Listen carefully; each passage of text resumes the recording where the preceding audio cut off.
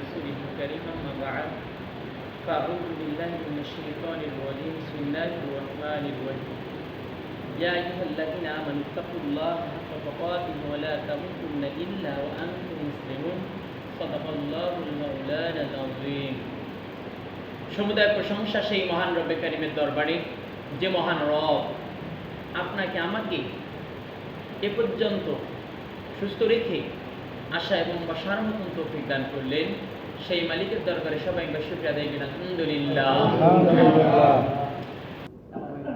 এজন্য আমরা যেন শুকরগুজার হতে পারি, তার কারণ হলো এই, যদি আমরা শুকরগুজার হতে পারি তাহলে আল্লাহ আমাদের জন্য রহমত জমিন আসমানি সব রহমত দরজাগুলো খুলে দেবে। তার একটি উদাহরণ দিচ্ছি, মনে করেন যে জমিনে কি রহমত নেই? জমিনে রহমত আছে। আপনার যারা কৃষক মানুষ এমনিতে জমিতে কাজ কাম করে খায়, এটা স্বাভাবিক কথা, এটা বুঝতে পারে। যেমন মনে করেন যে মাটির তলের মধ্যে মানুষের জন্য কি এমন রহমত থাকতে পারে। একটা আলুর একটা ছোট্ট একটু অঙ্কুর আমরা জমিনের মধ্যে আমরা কি করি? রোপণ করি। বলেন এই অল্প কিছুদিনের মধ্যে একটা করে আলুর তলের মধ্যে শত শত গুলো আলু দেখে। একটা চীনা বাদামের একটা দানা শুধুমাত্র আমরা জমিনে রাখি বাবা, দেখেন একটা করে বাদামের ইয়ের থেকে দেখো শত শত বাদাম, এগুলো দেন কে? আল্লাহ। একটা লাউ বলেন, বাঙ্গি বলেন, ক্ষীরা বলেন, যাই বলেন, এটা বীজ রোপণ করা হয়, এটাতে একটা গাছ হয়, এটা থেকে ডালপালা হয়, হওয়ার পরে দেখবেন এর মধ্যে শত শত তরমুজ ধরে, শত শত ক্ষীরা ধরে, শত শত লাউ ধরে। কথা বলেন ঠিক না বেটি? সব দেন কে? আল্লাহ দেন। কেন দেন? বান্দার সম্মানে। কেন দেন? এটা বান্দার সম্মানে দেন। আল্লাহ পাক এই জন্য বলে, বান্দা জেনে রাখো, যদি আমি শুকরিয়া আদায় করো আরো আমি নিয়ামতগুলো তোমাদের উপরে বাড়িয়ে দেবো। বলেন আল্লাহু আকবার। আমার ভাইয়েরা, এই জন্য বললাম যে অবস্থায় থাকি আমরা শুকরিয়া আদায় করবো। কেননা আমরা আইয়ুব নবীর চেয়ে আমরা বড় রোগী নেই। কথা বলে ঠিক না বেটি? আইয়ুব আলাইহিস সালাতু ওয়াস সালাম এমন কোন নবী নাই যে এত বড় রোগের মধ্যে পড়েছিল। ইউনূস আলাইহিস সালাতু ওয়াস সালামের হিসাব হচ্ছে ভিন্ন, কিন্তু হযরত আইয়ুব আলাইহিস সালাতু ওয়াস সালামের ইতিহাসটা হচ্ছে ভিন্ন। ওনাকে আল্লাহ পাক 1 বছর না 2 বছর না 18 বছর রোগ দিয়ে পরীক্ষা করেছিলেন। শুধুমাত্র তার ছিঁড়ে কাশাবির মধ্যে আমি দেখেছি যে তার গায়ের মধ্যে এমন একটা লোম নাই, পশমের গোড়া নাই, পশম গজার মতন একটা পরিস্থিতি নাই। সেখানে এমন তার গায়ের মধ্যে এমন ঘা হয়েছে, এটা পশম গজার মতন চামড়া তার গায়ে নাই।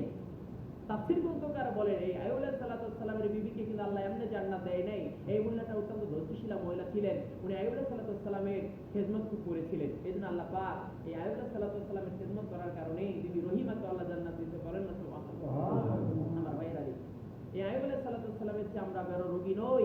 তাহলে উনি যদি আল্লাহ যদি শুকরিয়া আদায় করতে যদি পারে, আচ্ছা বাপেরা আপনারা করবেন না কেন? আমার প্রশ্ন, আমরা তো ওনার চেয়ে বড় রোগী নই। এই জন্য আমরা দুঃখে থাকি, সুখে থাকি, যে অবস্থায় থাকি আমরা শুকরিয়া আদায় করবো কার? সেই রব্বে কারিমের। তাহলে আমরা যদি শুকরিয়া আদায় করি তাহলে আমাদের জন্য কি হবে? তাহলে আমাদের জন্য লাভ হবে কি? আমাদের সম্মানে আল্লাহ আসমান আর জমিনের যতগুলো রহমতের দরজা আছে সব খুলে দিবে। বলেন না সুবহানাল্লাহ। আমার ভাইয়েরা গভীর কান লাগান। আমি যে ভূমিকার মধ্যে যে কথাটি বলেছিলাম, যে আল্লাহ পাক ঘোষণা করে দিয়েছেন আলে ইমরানের ভিতরে আল্লাহ পাক বলেন যে ইয়া আইয়ুহাল্লাযীনা আমানুত্তাকুল্লাহা হাক্কা তুকাতিহি ওয়া লা তামুতুন্না ইল্লা ওয়া আনতুম মুসলিমুন। আল্লাহ বলে, বান্দারে আমি আল্লাহ পাক ঘোষণা করে দিলাম, যে আমি আল্লাহ পাক ঘোষণা করে দিলাম, বান্দারে আমি আল্লাহকে ভয় করার মতো তোমরা ভয় করো, আমি আল্লাহকে ভয় করার মতো ভয় করো। আর বান্দারে মুসলমান না হওয়া পর্যন্ত বান্দা মৃত্যুবরণ করো না। জোরে কান্না সুবহানাল্লাহ। বললাম না? আলে ইমরান, সূরা আলে ইমরানে এর মধ্যে আল্লাহ পাক ঘোষণা করে, বান্দারে ইয়া আইয়ুহাল্লাযীনা আমানুত্তাকুল্লাহা।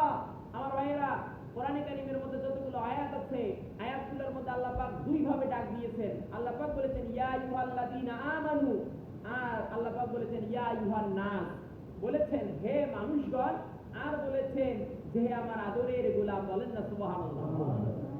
আমরা এত গুনাহ করি, গুনাহ করার পর আল্লাহ বলে কি ইয়া আইয়ুহাল্লাযীনা আমানু, হে আমার ঈমানদার, হে আমার ঈমানদার বান্দা বান্দীরা, হে আমার আদরের গোলাম, আদরের বান্দা, আদরের বান্দী। বলেন না সুবহানাল্লাহ।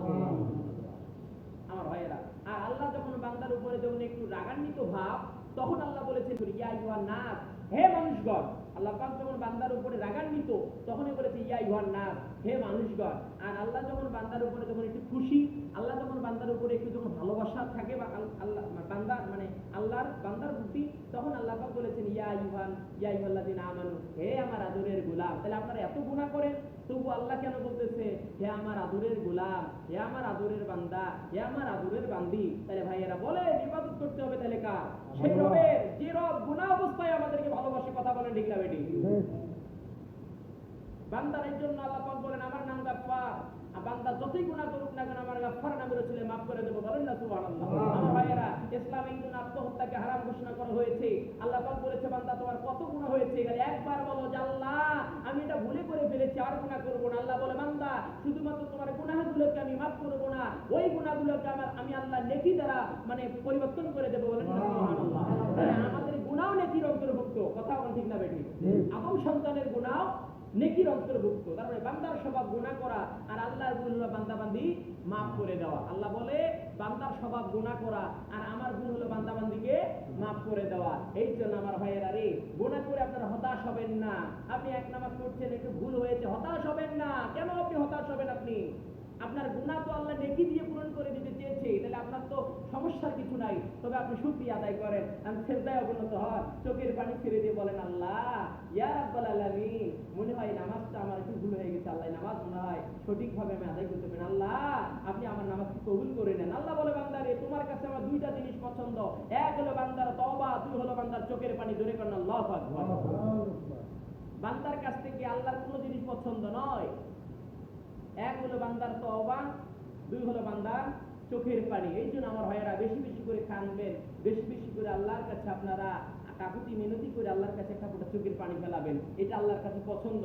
আর দুই হলো বান্দার কি? তওবা। বারবার আপনি তওবা করবেন যে আল্লাহ আমি তওবা করতেছি, আমি গুনাহগার, আল্লাহ আমি স্বীকার করতেছি আমি পাপী, আল্লাহ আমি স্বীকার করতেছি আমি জুলুমকারী, আল্লাহ আমার কেউ না পাপী ব্যক্তি মনে হয় পৃথিবীর জমিনের মধ্যে নাই। এই যে আপনি তওবাগুলো করতেছেন, অবশ্যই করে আমার আল্লাহ ডাকতে ডাকতে আপনার একবার না একবার ডাকের জবাব দিবে। কথা বলেন ঠিক না বেটি? আল্লাহ পাক বলে বান্দা তোমরা যখন আমাকে একবার ডাকো, আমি তোমার ডাকে 70 বার জবাব দিয়ে বলি বান্দা আমি হাজির। বলেন আল্লাহু আকবার। আপনি একবার ডাক দিয়ে আপনি ঘুমায় যান, আল্লাহ বলে কি বান্দা আমি হাজির, কি চাও আমার কাছে বলো। আমরা একটা ডাক দিয়ে আমরা বিছানার মধ্যে ঘুমিয়ে যাই, আর আল্লাহ প্রথম আসমানের মধ্যে এসে বলে বান্দারে তুমি আমার কাছে কি চাও? আমি আল্লাহ বলে দিচ্ছি বান্দারে তুমি যা চাও আমি তোমাকে তাই দিয়ে দেবো। গভীর রাত্রের মধ্যে বান্দারে দুনিয়ার জমিনের মধ্যে রাত্রি যত গভীর হয়ে যায়, দুনিয়ার দোকানপাট গুলো বন্ধ হয়ে যায়, আর আমি আল্লাহর আরশের দরজাগুলো খুলে যায়, আমার দোকানের ধাপগুলো কেবল খুলে যায়, সকালবেলার মতন খুলে যায়।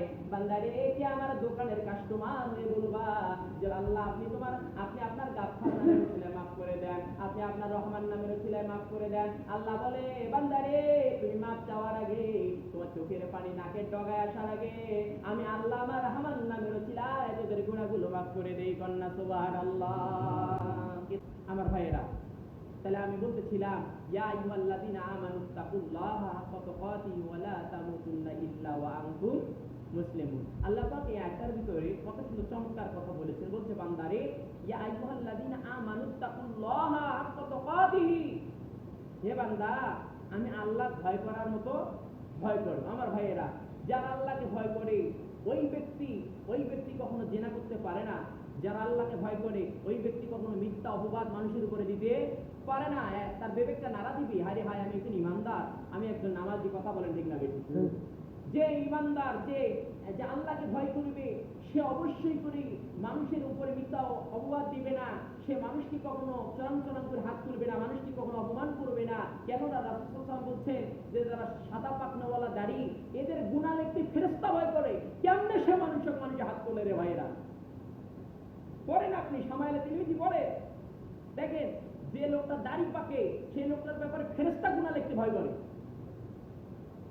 দাড়ি পাকা লোকগুলাকে আমার আল্লাহ স্বয়ং সম্মান করে, তাহলে সেই লোকগুলার প্রতি আমরা এই যে আমি তওবা, সেই লোকগুলার প্রতি আমরা হাত তুলতেছি, সেই লোকগুলাকে আমরা আমাদের পিতা সমতুল্য আমরা মানি না, তাদেরকে আমরা দাম দেই না। ভাইয়েরা, আপনি যত করে আপনি মানে লেখাপড়াই করেন না কেন, আল্লাহর ওলি হন না কেন, পীর মুরিদি করেন না কেন, যদি আপনি বড়দের উপরে আপনার যদি সম্মান যদি না থাকে, রাসূল বলেছে তোমার সব আমল আল্লাহ বরবাদ করে দেবে। কথাগুলো বুঝতে হবে। খালি নামাজ পড়লে যে জান্নাত হয় না, বিষয়টা এমন নয়। খালি যে আমরা কোরআন শরীফ পড়ি এই জন্য যে জান্নাত, বিষয়টা এমন নয় ভাইয়েরা। এই নৈতিক চরিত্রটা একটু দেখেন।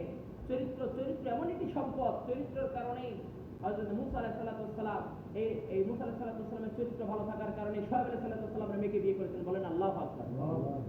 চরিত্র থাকার কারণে আর মেঘ দিবি, এটা কি খেলা কথা? তাহলে চরিত্রের দিকে একটা বারের জন্য ভাইয়েরা রে আপনারা লক্ষ্য করেন। আজকের যে মুহররমের মাসে চতুর্থ খুতবাটা ছিল, ওখানেই ছিল খুতবার ভাষাটাই ছিল যে রাসূলের চরিত্র নিয়ে আলোচনাটা ছিল। চরিত্রের দিকে মানুষ চরিত্র মনে করে না, ব্যবহারই মনে করে না, ইজ্জত সম্মানকে সম্মানই মনে করে না। আমার ভাইয়েরা এই জন্য আমি উদাহরণ আহ্বান জানাচ্ছি আমার ভাইয়েরা রে, চরিত্রের দিকে হন, লজ্জাশীলতা হন। আপনি সমস্ত নবীদের 4টা সুন্নাত, নবীদের সমস্ত নবীদের 4টা সুন্নাত। 1 নম্বরে মেসওয়াক করা সমস্ত নবীদের সুন্নাত। মেসওয়াক করে কি? সমস্ত নবীদের সুন্নাত। সুগন্ধি ব্যবহার করা সমস্ত নবীদের সুন্নাত। বিবাহ করা সমস্ত নবীদের সুন্নাত। আর লজ্জাশীলা সমস্ত নবীদের সুন্নাত। বলেন আল্লাহু আকবার। কিতাব খুলে রাখবেন, এক হাদিসে একভাবে আছে, কিন্তু মানে যতগুলো নবীদের মানে চরিত্রের মধ্যে যে জিনিসগুলো আছে এই 4টা জিনিস সবার সব নবীর সাথে মিলে যায়। সুগন্ধি, বিবাহ, তারপরে হচ্ছে কি লজ্জাশীলতা। এটা বলতেছিলাম ইয়া আইয়ুহাল্লাযিনা আমানুত্তাকুল্লাহ, তোমরা আল্লাহকে ভয় করার মতনই ভয় করো। যারা আল্লাহকে ভয় করবে তারা কখনো ঈমান মুয়াজ্জিনের টাকা মারি খেতে পারে না। কথা বলেন ঠিক না বেঠিক? যারা আল্লাহকে ভয় করে তারা কোনোদিনের জন্য এই মসজিদের এই কটুয়াটা এমনি খেলা দিতে পারে না। আপনাকে উদাহরণ আমি বুঝাচ্ছি। যারা আল্লাহকে ভয় করতে পারে, ইয়া আইয়ুহাল্লাযিনা আমানুত্তাকুল্লাহ, আল্লাহকে ভয় করতে হবে। তার কারণ হলো মালিক ইয়াউমিদ্দিন। আপনি বারবার নামাজের মধ্যে বলতেছেন মালিক ইয়াউমিদ্দিন, মালিক ইয়াউমিদ্দিন, মালিক ইয়াউমিদ্দিন। আচ্ছা ভাইরা বলেন, এই মালিক ইয়াউমিদ্দিন অনুযায়ী কি আপনার কি আমল ঠিক আছে? আপনি বলতেছেন ইয়াকা না'বুদু ওয়া ইয়াকা নাস্তাঈন। আচ্ছা আপনি বলেন এই আয়াতটা যে আপনি নামাজে তেলাওয়াত করলেন, এটা কি আপনার ঠিক আছে? তাহলে ওয়াজ তো করা লাগে না রে ভাইয়েরা, বাপজনেরা। আপনি আপনার নিজের বিবেককে একটাবার জন্য প্রশ্ন করে একটু সজাগ হয়ে যান যে আমি আয়াত তেলাওয়াত করলাম কি সেই অনুযায়ী কি আমি বাহিরে যা কাজ করতে পারতেছি? যদি আমি করতে পারি তাহলে আমি ঈমানদার, মুত্তাকি। যদি আমি করতে না পারি তাহলে আমার যে ঈমান আছে সেই ঈমান থেকে আরো কমতি হচ্ছে, সেই ঈমান আরো ঘাটতি হয়ে যাচ্ছে। ভাইয়েরা আবার ঈমান কখন বাড়ে? যখন মানুষের হাত থেকে ক্ষতি কমে, তখন বুঝবেন ঈমান বাড়ে। আর যখন দেখবেন ক্ষতি হচ্ছে আপনার হাত দিয়ে মানুষের, তখন আপনি বুঝে নেবেন আপনার ঈমান যেটুকু আছে সেই ঈমানটা একটু করে কমতি হয়ে যাচ্ছে। তাহলে আপনি বুঝে নেবেন যদি আপনার হাত দিয়ে যদি কারো ক্ষতি না হয়, তাহলে বুঝবেন তোমার ঈমান বাড়তেছে, তোমার তাকওয়া বাড়তেছে, আল্লাহ ভীরুতা বাড়তেছে। যদি দেখেন না তোমার মানে হাত দিয়ে ক্ষতি হচ্ছে, অন্যায় হচ্ছে, তাহলে আপনি বুঝে নেবেন তোমার ঈমানগুলো কমতেছে। তাহলে এই ঈমানে আপনি জান্নাত পাবেন না। তাহলে আমার ভাইয়েরা, তাহলে বলতেছিলাম ইয়া আইয়ুহাল্লাযিনা আমানুত্তাকুল্লাহ, আল্লাহকে ভয় করার মতো ভয় করো রে ভাইয়েরা। যেমনই ভয় করেছিল হযরত ওমর ফারুক রাদিয়াল্লাহু তাআলা আনহু। এরকম মসজিদের মিম্বারের মধ্যে ওমর ফারুক রাদিয়াল্লাহু তাআলা আনহু বক্তব্য দিতেছিলেন। এমত অবস্থায় একজন মুসল্লি দাঁড়ায় বলেছিলেন যে আমিরুল মুমিনিন হযরত ওমর, খুতবা বন্ধ করেন আপনি। আপনার মতন চোর ইমামের পিছনে আমি মুত্তাকি সাহাবী, আমি ইমানদার সাহাবী নামাজ পড়তে পারি না। জোরে কন্না আল্লাহু আকবার। তাহলে আমার ভাইয়েরা, মুসল্লি বলতেছে ওমর খুতবা বন্ধ করেন। আপনার মতন মুনাফিক, আপনার মতন চোর, আপনার মতন বাটপার ওমরের পিছনে আমি নামাজ পড়তে পারি না। হযরত ওমর খুতবা বন্ধ করলেন। লোকটি দাঁড়ায় গেলেন, দাঁড়ায় বললেন আমিরুল মুমিনিন হযরত ওমর, আপনি আমার আগে প্রশ্নের উত্তর দেন। যদি আপনি প্রশ্নের উত্তর দিতে পারেন তাহলে আমি আপনার পিছনে নামাজ পড়ব, নইলে আপনার মতন মুনাফিকের পিছনে নামাজ পড়ব না। হযরত ওমর সাথে সাথে খপ করে খুতবা বন্ধ করে দিলেন, খুতবাটা রেখে দিলেন। দেওয়ার পর বললেন কি তোমার প্রশ্ন বলো। হযরত আমিরুল মুমিনিন দাঁড়ায় আছে, চাতক পাখির ন্যায় দেখতেছে। দেখেন ভাইরা, তাকওয়া কারে কয়, ঈমানদার কারে কয়, আল্লাহর ভয় কেমন ভয়। এবার লোকটি প্রশ্ন করলেন আমিরুল মুমিনিন হযরত ওমর, কয়েকদিন আগে আপনি মাল বিতরণ করেছিলেন রাষ্ট্রীয় খাত থেকে। আপনি যে সবাইকে আপনি একটা একটা করে আপনি বস্ত্র দিয়েছিলেন, আপনি পোশাক আপনি দিয়েছিলেন। তা আমরা তো একটা পেয়েছি, আপনিও তো একটা পোশাক আপনি পেয়েছেন। তা আপনি একটা পোশাকে কখনো মানে লম্বা জুব্বা হয় না, তা আপনার জুব্বাটা এত ভাঙা কেন, এত লম্বা কেন? তাহলে নিশ্চয়ই আপনি একটার জায়গাতে আর একটা চুরি করে নিয়েছেন, একটা ভাগের আর একটা আপনি চুরি করে নিয়েছেন, যেটা আপনি দেশের সরকার প্রেসিডেন্ট আপনি। হযরত ওমর খালি ফ্যাল করে তাকায় দেখতেছে। লোকটি প্রশ্ন করলেন, পিছনে ছিল হযরত ওমর ফারুক রাদিয়াল্লাহু তাআলার ছেলে আব্দুল্লাহ। দাঁড়ায় গেলেন, দাঁড়ায় বললেন, ও আব্বা গো, আপনি আমার অনুমতি দেন, এই লোকটির প্রশ্নের উত্তর আমি আব্দুল্লাহ নিজেই দিয়ে দেব। জোরে কান সুবহানাল্লাহ। কি তাকওয়াবান সাহাবী হযরত ওমরকে বলেছেন ওমর খুতবা বন্ধ করো। আগে ডাইরেক্ট খুতবা দিতে ধরেছিলেন। লোকটি বলছে ওমর খুতবা বন্ধ করো। আগে আমার প্রশ্নের উত্তর দিয়ে দাও, এত বড় লম্বা পাঞ্জাবি আপনি কোথায় পেলেন? আপনি আমি কোনোদিন তো ইমামও এই কথা বলি না। দেখে সাহাবীর, দেখেন নবীর সাহাবীদের কি ঈমান ছিল, কি তাকওয়া ছিল। আব্দুল্লাহ বলতেছেন, আমিরুল মুমিনিন, ও আব্বাজান, আপনি শুনে রাখেন, এই লোকটির প্রশ্নের উত্তর আমি দিচ্ছি। এবার বললেন, ও লোক, তুমি শুনে রাখো যে আমার আব্বা চোর নয়, আমার আব্বা মুনাফিক নয়, আমার আব্বা একটি কাপড়ের ভাগ পেয়েছিল, কিন্তু একটি কাপড়ে কখনো জুব্বা হয় না, একটি কাপড়ে লম্বা পাঞ্জাবি হয় না। ও ও নবীর সাহাবী, তুমি শুনে রাখো, এই যে একটি পাঞ্জাবি আমার আব্বাও রাষ্ট্রীয় কোষাগার থেকে পেয়েছে, আমি একটা পেয়েছি, আপনি একটা পেয়েছেন, সমস্ত মুসল্লিগুলো একটা একটা করে পেয়েছে, কিন্তু একটাই কখনো পাঞ্জাবি হয় না। কিন্তু আমার আব্বা একটা জামা রোদে নাড়ি দেয়, বারবার রোদের মধ্যে দেখে যে কখন শুকাবে, আমি গাইতে নামাজ পড়তে যাব, ইমামতি করতে যাব, বারবার উল্টা পাল্টা করে রোদের মধ্যে দেখে। কিন্তু আমার আব্বা এই জিনিসটা দেখে আমাকে খুব খারাপ লেগে যায় যে আমার আব্বা পাঞ্জাবি যতক্ষণ শুকায় না ততক্ষণ নামাজ পড়াতে যেতে পারে না, এই জন্য আমার পাঞ্জাবির অংশটা আমার আব্বাকে দিয়েছি, আর বলেছে আব্বা একটা কাপড়ে কখনো জুব্বা হবে না, আপনি আমার কাপড়টা আপনি নিয়ে নেন, আর আপনি সুন্দর করে একটা লম্বা জুব্বা বানায় আপনি নামাজ পড়াতে দেন। ধরে বলেন সুবহানাল্লাহ। তাহলে আমার ভাইয়েরা দেখেন, ওনাকে চোর সাব্যস্ত করা হলো, কিন্তু দেখেন সাহাবীদের কত বড় ঈমান, যে উমরকে বলেছে চোর, তাহলে সে সাহাবীর তাহলে ঈমান কত বড়, তাকওয়া তাহলে কত। এই জন্য আল্লাহ পাক বলেন, ইয়া আইয়ুহাল্লাযীনা আমানু তাকুল্লাহা হাক্কা তুকাতিহি ওয়া লা তামুতুন্না ইল্লা ওয়া আনতুম মুসলিমুন। বান্দারে, যতক্ষণ পর্যন্ত ঈমানদার হও নাই ততক্ষণ পর্যন্ত মৃত্যুবরণ করো না। জোরে বলেন সুবহানাল্লাহ। আমার ভাইরা, শুধুমাত্র তাই নয়, যে ওমর ফারুক একদিন মরুভূমির মধ্যে দেখতেছে একজন রাখাল ছাগল চড়াচ্ছে, অনেকগুলো ছাগলের পাল। আমার ভাইয়েরা, কোরআনে কারীমের মধ্যে 25 জন নবীর নাম আছে, কিন্তু আমার ভাইয়েরা 25 জন নবীর নাম আছে, কোরআনে কারীমের মধ্যে 6 জন নবীর নাম আল্লাহ সূরা নাযিল করেছে, আর কোরআনে কারীমে 2 জন ওলির নামে আল্লাহ কোরআনে সূরা নাযিল করেছে। ভালো করে কথাটা বোঝেন। নবী 1,24,000 মতান্তরে 2,24,000 নবী রাসূল আছেন, কিন্তু সবার নামে কোরআনে সূরা নাই। 25 জন নবীর নাম আছে কোরআন শরীফের মধ্যে, তার মধ্যে 6 জন নবীর নামে ডাইরেক্ট সূরা নাযিল করা হয়েছে, নবীর নামে ডাইরেক্ট, যেমন ইব্রাহিম, ইউসুফ, ডাইরেক্ট নবীর নামে সূরা নাযিল করা হয়েছে। আর 2 জন ওলির নামে আল্লাহ কোরআনে সূরা নাযিল করেছেন।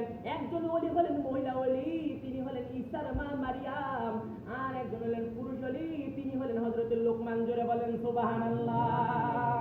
এই লোকমান আলাইহিস সালাতু ওয়াস সালাম কালো সাহাবী ছিল, আর একজন মক্কার জমিনে খোঁজতে কালো সাহাবী ছিল, তিনি হলেন হযরত বেলাল, যার উপর কালা সে যুগেও হয় নাই, এ যুগেও আর হবে না, কিন্তু লোক দুটার খুব ঈমান, পাক্কা ঈমান ছিল। কিতাব খুললে আপনারা এনার জীবনীগুলো পড়লে পাবেন। যে একজন রাখাল মানে ছাগল চড়াচ্ছে মরুভূমির মধ্যে, হযরত ওমর রাখালের বেশে, সাধারণ মানুষের বেশে তার কাছে গেলেন, যা বললেন, হে রাখাল, এই ছাগলগুলো কার? বলছে আমার অমুক মালিকের। কয় এখানে কতটা ছাগল আছে? কয় এখানে প্রায় 100 ছাগলের মতো আছে। কয় আমি বলতেছি যে তোমার 100 ছাগলের মধ্যে থেকে তোমাকে 200 দিরহাম দেওয়া হচ্ছে, তুমি আমাকে কয়েকটা ছাগল দাও, 5-7টা ছাগল আমাকে দিয়ে দাও, আমি তোমার মালিককে আমি বলে দেব না। এবার ওই রাখাল বলেছে, না না না, এখান থেকে ছাগল দেওয়া যাবে না। তার কারণ হলো এই, আমি পৃথিবীর একজন মালিককে ফাঁকি দিলাম, কিন্তু মালিক ইয়াউমিদ্দিন, যেদিন আমি আল্লাহর দরবারে হাজির হয়ে যাব, সেই দিন আমার মালিকের চোখ থেকে আমি বাঁচতে পারবো না। জোরে বলেন সুবহানাল্লাহ। এবার বলতেছে যে আপনাকে দেখতেছে, আপনার কত সুন্দর জুব্বা, কত সুন্দর টুপি, কত সুন্দর আপনার পাগড়ি, কিন্তু লোকটা মনে হয় পাক্কা শয়তান। কন্যা আল্লাহু আকবার।